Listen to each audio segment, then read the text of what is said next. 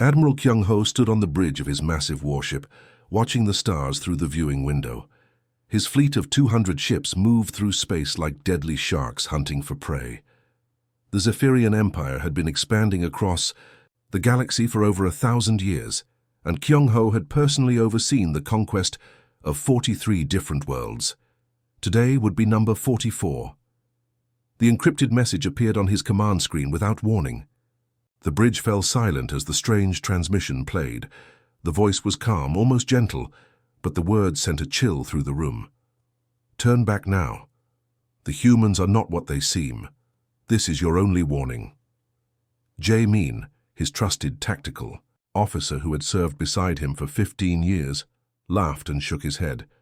"Sir, this is clearly just mind games from the locals. Our advanced scouts spent 3 months studying Sol 3. These humans barely have rockets that can reach their own moon. Half their planet still uses primitive combustion engines for transportation." Kyung-ho nodded slowly, but his experienced instincts were bothering him. In all his years of conquest, he had never received a warning like this. Usually, primitive species either begged for mercy or threatened them with their pathetic weapons. This message was different. It felt like genuine concern, as if someone was trying to protect them from making a terrible mistake. He walked over to the intelligence station, where Lieutenant So Young was reviewing their data on Earth. The planet looked ordinary enough in their files: blue oceans, green continents, white clouds swirling in predictable patterns. The population was scattered across several continents, and their technology seemed centuries behind the Empire's capabilities. "What about these electromagnetic readings?" Kyung-ho asked, pointing to some unusual energy signatures their long-range sensors had detected. So Young frowned at her screen. "We're not entirely sure, Admiral. The patterns are unlike anything we've catalogued from other primitive worlds. Some of our scientists think it might be natural phenomena, maybe something to do with their magnetic field. Others believe it could be crude attempts at energy manipulation." The bridge crew continued their preparations as they approached the Sol system. Weapons Officer Dong Wook ran diagnostics on their planet-cracking bombs, while communications specialist Min Ho prepared the standard surrender demand they broadcast to every world before conquest. The message was always the same: submit to Imperial rule or face complete annihilation. But that mysterious warning kept echoing in Kyung-ho's mind. In his 4 decades of military service, he had learned to trust his gut feelings. Something about this mission felt wrong. The humans seemed too quiet, too prepared. Most primitive species panicked when they detected an approaching Imperial fleet. They sent desperate messages, launched futile attacks, or tried to negotiate. The humans were doing none of these things. As his fleet moved deeper into the solar system, Kyung-ho made a decision that would haunt him forever: maintain course and prepare for standard conquest protocol. The moment Admiral Kyung-ho's fleet emerged from hyperspace, everything went wrong. The swirling colors of faster-than-light travel faded away, revealing the Sol system in all its terrifying glory. What they saw made every crew member on every ship freeze in absolute shock. Commander So Young's hands trembled as she stared at her sensor readings. "Admiral, this is impossible. Our advanced scouts reported a primitive civilization with basic rocket technology, but I'm detecting massive space elevators reaching from Earth's surface all the way to orbit. There are hundreds of space stations, mining platforms throughout the asteroid belt, and industrial complexes that rival our own Imperial shipyards." Lieutenant Dong Wook's voice cracked as he spoke from his weapons station. "Sir, the energy readings from these structures are off the charts. Some of these installations are larger than our battle stations. How did our intelligence get this so wrong?" Admiral Kyung-ho felt his confidence crumbling. The Empire's scouts were the best in the galaxy. They had mapped thousands of star systems with perfect accuracy, yet somehow they had completely missed a civilization that had clearly been spacefaring for decades, maybe centuries. The fleet hung in space, 200 massive warships suddenly feeling very small against the backdrop of human achievement. Mining operations stretched across multiple asteroids, connected by transport tubes that pulsed with constant traffic. Orbital rings circled several planets, and energy signatures suggested technology that the Empire had only theorized about. His broadcast. "The surrender demand," Kyung-ho ordered, though his voice lacked its usual authority. Maybe we can still negotiate a peaceful annexation. Minho activated the communications array and transmitted the Empire's standard message across all frequencies. Attention, inhabitants of the Sol system. You are now subjects of the Zephyrian Empire. Surrender immediately and submit to Imperial rule, or face the consequences of resistance. You have 1 standard hour to respond. The response came instantly, but not in the way anyone expected. Every human structure, every satellite, every space station, every piece of technology that had been glowing with activity just moments before went completely dark. Not destroyed, not damaged, but simply gone from their sensors as if they had never existed at all. Commander So Young frantically worked her controls, running every scan and diagnostic she knew. Admiral, I'm getting nothing. No heat signatures. No electromagnetic emissions, no radio signals. It's like the entire human civilization just vanished into thin air. Communications Officer Minho's face had gone pale. Sir, even their planet has gone quiet. No radio broadcasts, no satellite signals, no electronic emissions of any kind. 60 seconds ago, Earth was buzzing with the activity of billions of people. Now it's silent as a tomb. The bridge fell into an eerie quiet as the implications sank. In a civilization advanced enough to build space elevators and asteroid mining operations doesn't just disappear. Technology capable of supporting billions of people doesn't simply shut down without a trace. Admiral Kyung-ho stared at the now silent Earth, remembering the mysterious warning they had received. The gentle voice that had urged them to turn back suddenly seemed less like psychological warfare and more like genuine concern from someone who knew exactly what was about to happen. Admiral Kyung-ho made the fateful decision to advance toward the mysteriously silent Earth. His fleet of 200 warships moved in perfect formation, their weapons powered and shields at maximum strength. They had conquered countless worlds using this same approach, and despite the strange circumstances, military protocol demanded they investigate. Take us past Mars orbit, Kyung-ho ordered. Maintain battle formation and keep all sensors active. I want to know the moment anything moves out there. The massive ships glided through space, their hulls gleaming in the distant sunlight. Everything seemed normal for the first few minutes. Mars hung in the distance like a red jewel, and the space around them appeared completely empty. Even their most sensitive instruments showed nothing but cosmic dust and radiation. Then, the universe exploded. Around them, what had appeared to be empty space suddenly came alive with millions of tiny flashes of light. Microscopic objects that had been invisible to their sensors revealed themselves as sophisticated drones, each no bigger than a grain of sand but packed with devastating firepower. Weapons platforms that had been perfectly camouflaged against the black void suddenly materialized, their surfaces shifting from perfect invisibility to deadly reality. "Contact!" screamed Tactical Officer Jamin, but his warning came too late. The first wave of projectiles slammed into their lead ships with the force of meteor impacts. These weren't the crude kinetic weapons they expected from a primitive civilization.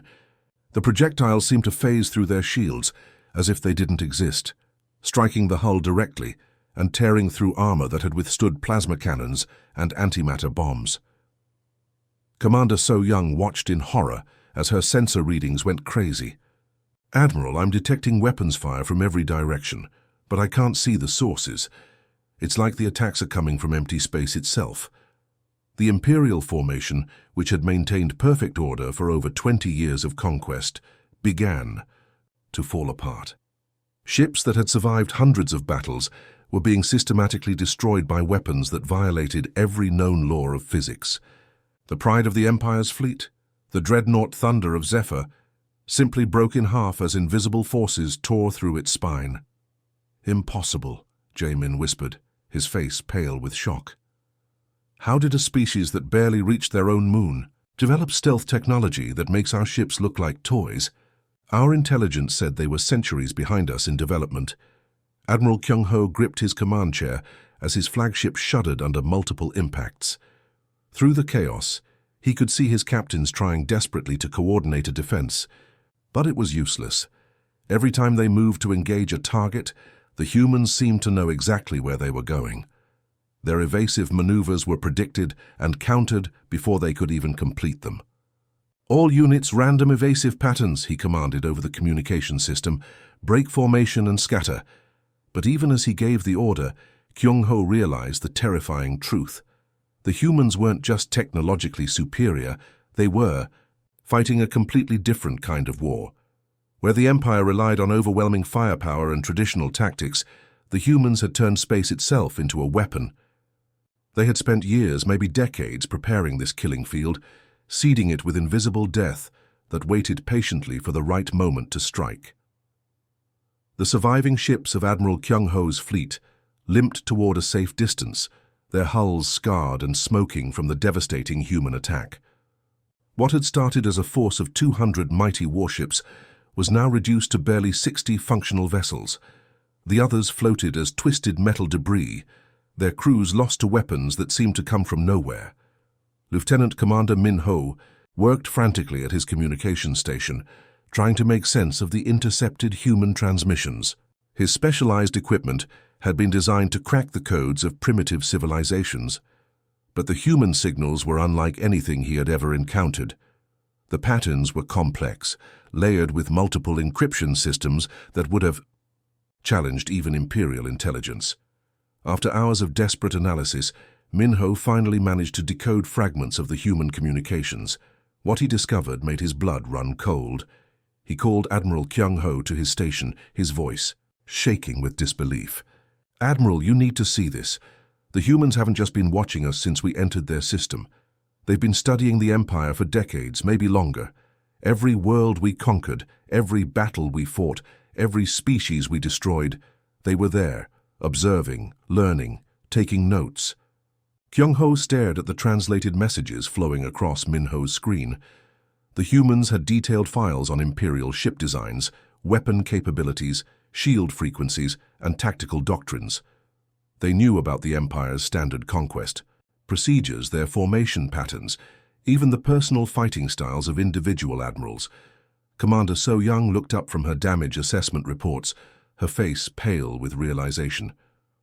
"Sir, this explains how they knew exactly where to hit us. They've reverse-engineered our entire technological base. Every expansion we made into new territories gave them more opportunities to study our capabilities." The devastating truth began to sink in. The Empire's greatest strength had always been its relentless expansion. Each conquered world provided new resources, new technologies, and new strategic positions. The Empire had grown so large and powerful that no single species could stand against them. But this expansion had also created their greatest weakness. They were there, Min-ho continued, his voice barely above a whisper. At the conquest of Kepler 442b, they had observation posts hidden in the asteroid fields. When we destroyed the Andromedans, human ships were watching from the edge of the system. Every time we demonstrated our power, every time we showed our weapons in action, they were recording everything. Admiral Kyung-ho felt sick as he realized the scope of human preparation. How many species did we conquer while they watched?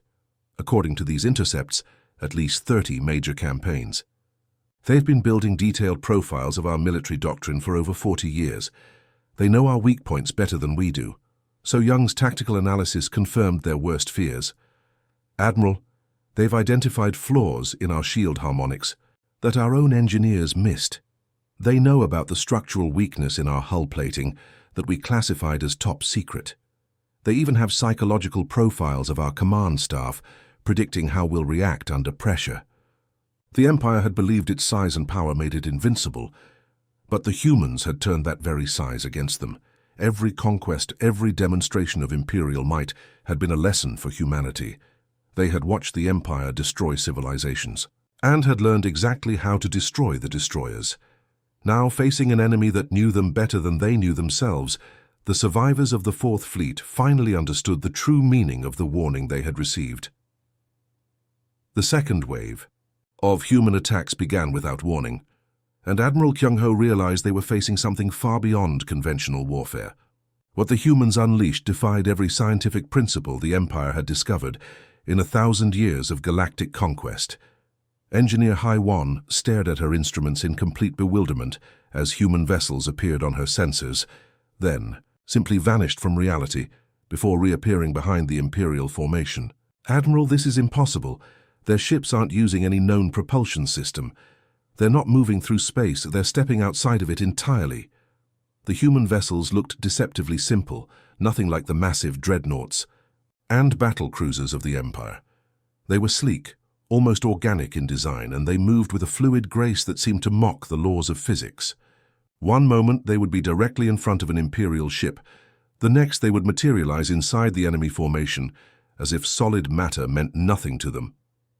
"Sir, our weapons can't lock onto them," reported Weapons Officer Dongwook, frustration clear in his voice. "Every time we achieve target lock, they phase out of our reality. It's like trying to shoot at ghosts." But the human weapons had no trouble finding their targets. Projectiles that looked like simple metal slugs passed through Imperial shields, as if they weren't there, striking hulls with devastating precision. These weren't energy weapons or plasma bolts that could be deflected. They were something else entirely, something that treated the Empire's most advanced defensive systems like decorative lights. Marine Commander Jin Woo's voice crackled over the communication system, filled with panic and disbelief. "Admiral, we've got boarding parties, but these aren't like any soldiers we've ever fought. They know where we're going to be before we get there. My men set up ambushes, and the humans walk around them like they have a map of our intentions." Admiral Kyung-ho listened in growing horror as his Marines reported impossible encounters. Human soldiers who seemed to anticipate every tactical move, who positioned themselves perfectly to counter attacks that hadn't even been planned yet. It was as if they could see several minutes into the future, always staying one step ahead. "Of Imperial forces. They're not following any military doctrine we recognize," Jin Woo continued. "No formation patterns, no standard procedures. One minute they're fighting like commandos, the next like pirates, then like something we've never seen before. It's like they're making up new tactics in real time." Engineer Hae-won discovered something even more disturbing in her analysis of the human technology. "Admiral, I don't think they're using technology at all, at least not as we understand it. These ships, these weapons, they're breaking fundamental laws of reality. Matter doesn't phase through other matter.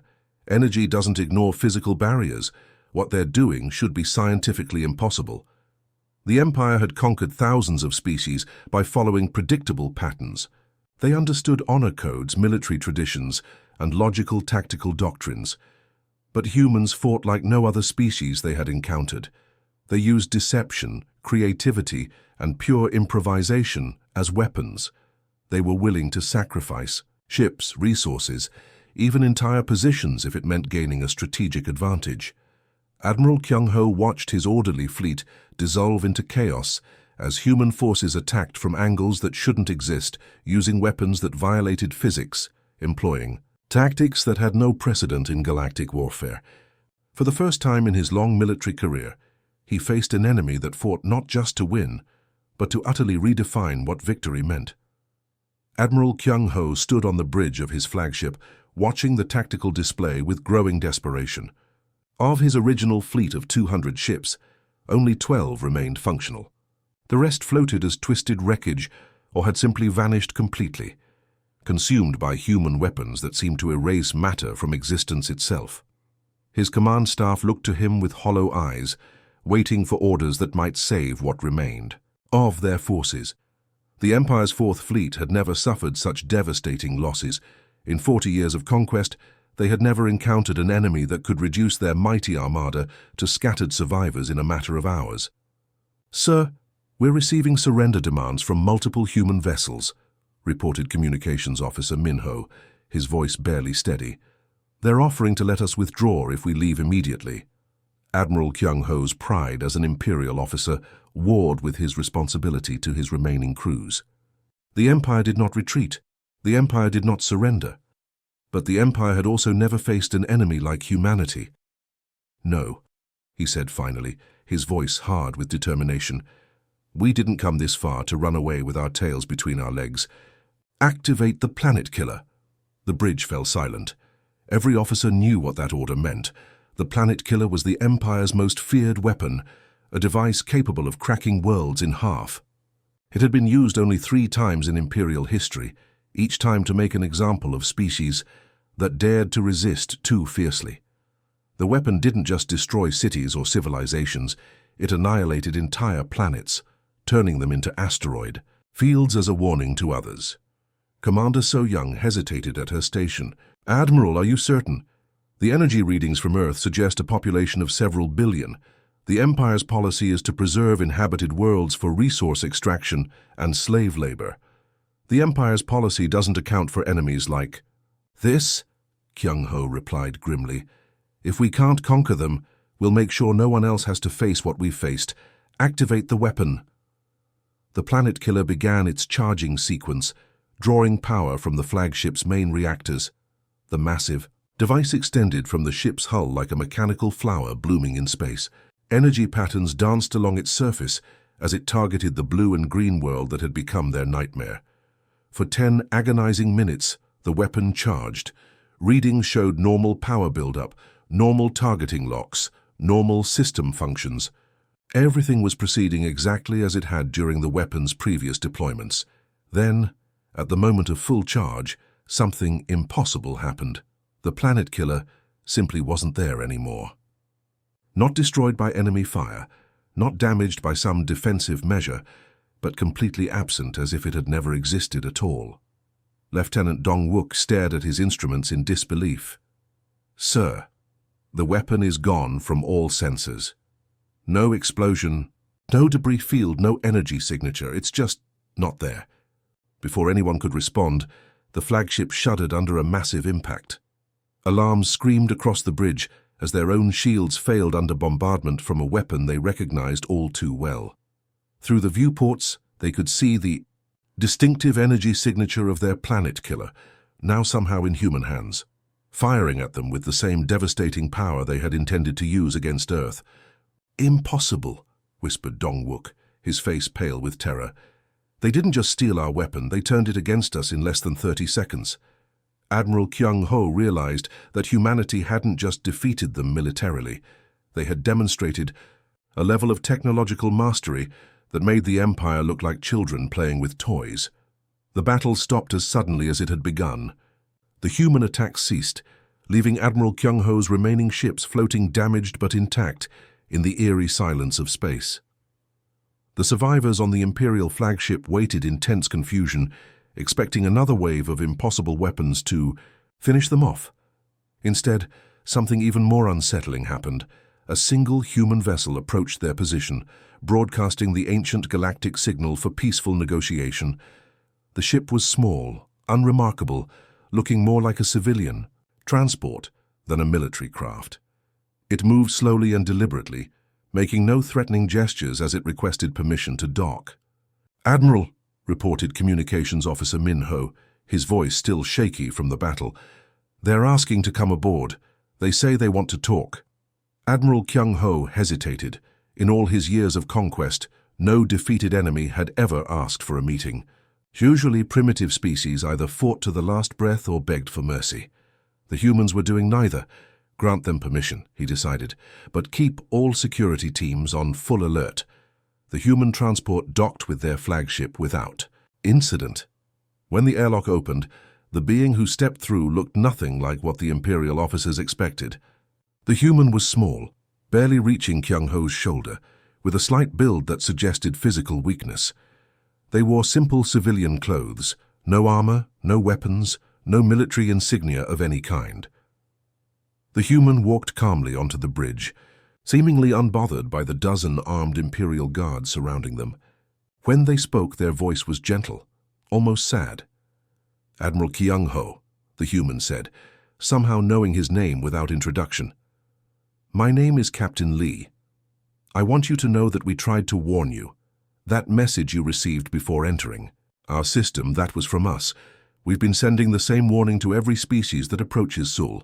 Commander So-Young stepped forward, her hand resting on her sidearm. "You're threatening the Zephyrian Empire. Our reinforcements will come looking for us." Captain Lee shook their head slowly. "We don't want to threaten anyone. We don't want to fight, but we will always be ready to defend ourselves when others bring violence to our doorstep." The humans' calm demeanor was more unsettling than any battle cry would have been. Admiral Kyung-ho found himself asking the question that had been haunting him since the battle began. How? How did a primitive species develop technology that makes the Empire look helpless? Captain Lee's expression grew even sadder. Admiral, I think there's been a fundamental misunderstanding. Earth isn't our homeworld. It never was. Earth is our fortress, our last line of defense. Everything you saw here, the orbital infrastructure, the hidden weapons, the defensive systems, we built all of it specifically to protect what really matters to us. The revelation hit the Imperial officers like a physical blow. Lieutenant Dong-wook spoke first, his voice barely a whisper. If Earth isn't your homeworld, then where? Our actual civilization is elsewhere, Admiral, Captain Lee continued. Earth is what you might call a killing ground, carefully prepared over centuries for exactly this kind of encounter. We've been watching the galaxy for a long time, studying species like yours, learning about their expansion patterns and conquest methods. Engineer Hae-won looked up from her instruments, her face pale with understanding. The warning message. You weren't trying to scare us away from your people. You were trying to protect us from walking into a trap. Captain Lee nodded gravely. Every species that has ignored our warnings and attacked Earth has learned the same lesson you've learned today. We don't enjoy teaching it, but some lessons can only be learned through experience. Captain Lee stood quietly on the bridge of Admiral Kyung-ho's flagship, their calm presence somehow more intimidating than any weapon could have been. The human reached into their simple civilian clothing and produced a small device that projected holographic images into the air between them. Admiral, I'm going to offer you a choice, Lee said, their voice maintaining that same gentle tone. That had unsettled the Imperial officers from the beginning. But first, I want you to understand exactly what kind of situation you're in. The holographic display activated, showing star maps of the Zephyrian Empire. Dozens of worlds appeared as glowing dots connected by the trade routes and communication networks that kept the Empire functioning. Admiral Kyung-ho recognized many of them, worlds he had personally conquered, systems where Imperial fleets were stationed, planets that served as critical supply hubs. These recordings were taken approximately 6 hours ago, Captain Lee explained. Right around the time your fleet began its attack on Earth. The first image showed Kepler Station, a massive Imperial military base that housed 3 full battle fleets. In the recording, everything appeared normal. Ships moved in and out of dock, personnel went about their duties, communications flowed steadily. Then, without warning, everything went dark. Not destroyed by explosions or damaged by weapons, but simply shut down as if someone had flipped a switch. Commander So-young gasped as she recognized the tactical implications. Kepler Station is our main staging area for this entire sector. If it's been compromised, it hasn't been compromised. Captain Lee corrected gently. It's been neutralized, along with 47 other Imperial installations across your territory. The holographic display continued, showing world after world going silent.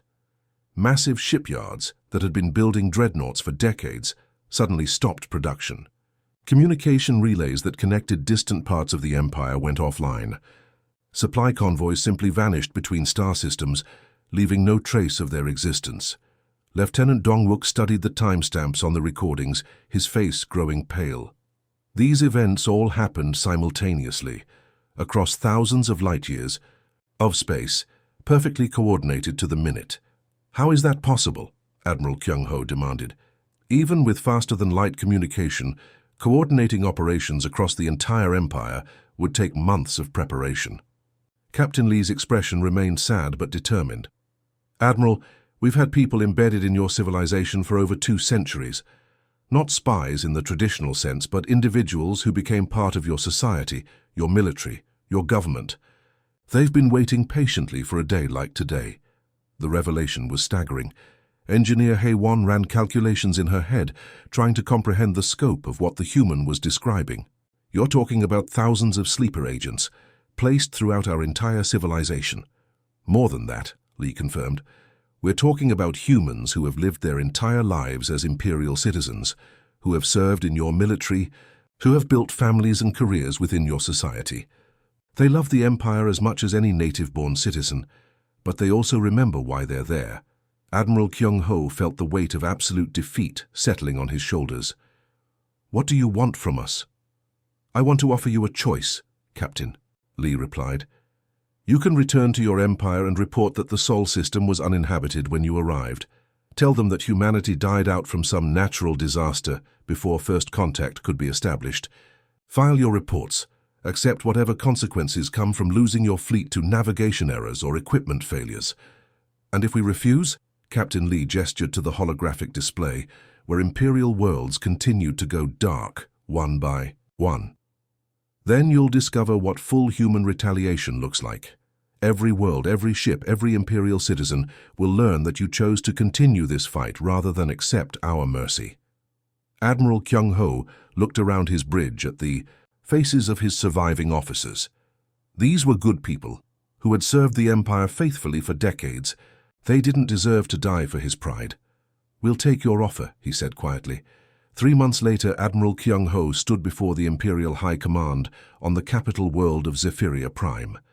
The massive council chamber was filled with the Empire's most powerful leaders, all waiting to hear his report about the failed Sol expedition. His hands were steady as he delivered the carefully crafted lie that would save countless lives. "The Sol system proved to be uninhabitable," he reported with practiced military precision. "Our long-range sensors detected what appeared to be electromagnetic signatures from an advanced civilization, but upon closer investigation, we discovered these were natural phenomena caused by unusual solar activity. The third planet showed no signs of intelligent life." The council members nodded, accepting his explanation without question. Fleet losses were common in deep space exploration. Equipment failures, navigation errors, and unexpected hazards claimed ships regularly. The Empire was vast enough to absorb such losses without concern. "What about your fleet casualties, Admiral?" asked Grand Marshal Vexthane from the central podium. "We encountered an unstable wormhole while investigating the outer system," Kyung-ho replied smoothly. "The gravitational distortions destroyed most of our ships before we could retreat to a safe distance. I take full responsibility for the losses." But in the quiet hours after his debriefing, when Admiral Kyung-ho returned to his private quarters, Captain Lee's final words echoed in his mind with disturbing clarity. The human had stood on his bridge, calm and gentle, delivering a message. That chilled him more than any battle cry ever could. "Admiral, before you leave our system, I want you to know something important. We're aware of the others who are coming. The hegemony from the Andromeda Spiral, the collective consciousness from the galactic core, the swarm entities from beyond the rim. They're all expanding, all consuming, all following the same patterns of conquest that brought you here." Kyung-ho had listened in growing horror as Captain Lee continued. "Each of them will receive the same warning you did. Each of them will have the same choice to make. We hope they'll be wiser than most, but we're prepared if they're not." The human had paused then, looking out at the stars through the viewport. "Tell them, if you ever encounter them, that some prey chooses to remain hidden not from fear, but from mercy. Earth isn't a fortress because we're afraid of the galaxy. It's a fortress because we're afraid of what we might do to the galaxy if we stopped hiding." In the weeks that followed, Admiral Kyung-ho quietly implemented new exploration protocols. Survey missions were redirected away from the Sol system. Navigation charts were updated to mark the region as hazardous due to gravitational anomalies. Slowly, carefully, the Empire began to forget that humanity had ever existed, but Kyung-ho never forgot. He established a small classified monitoring station at the edge of Imperial space, far from Sol, but positioned to detect any large-scale movements in that direction. Other species would come eventually. The hegemony's expansion fleets were already probing the outer rim. The collective's scout ships had been detected in nearby sectors. The swarm's advance elements were spreading through uncharted space like a plague. Each of them would receive the same gentle warning. Each would have the same choice to make. Admiral Kyung-ho found himself hoping they would be smart enough to listen, because he had seen what happened to those who didn't. Humanity's greatest weapon wasn't their impossible technology or their violation of physical laws. It was their patience, their willingness to wait centuries for the right moment, their ability to prepare for threats that might never come. They were apex predators pretending to be prey, and the galaxy had no idea. How dangerous that made them.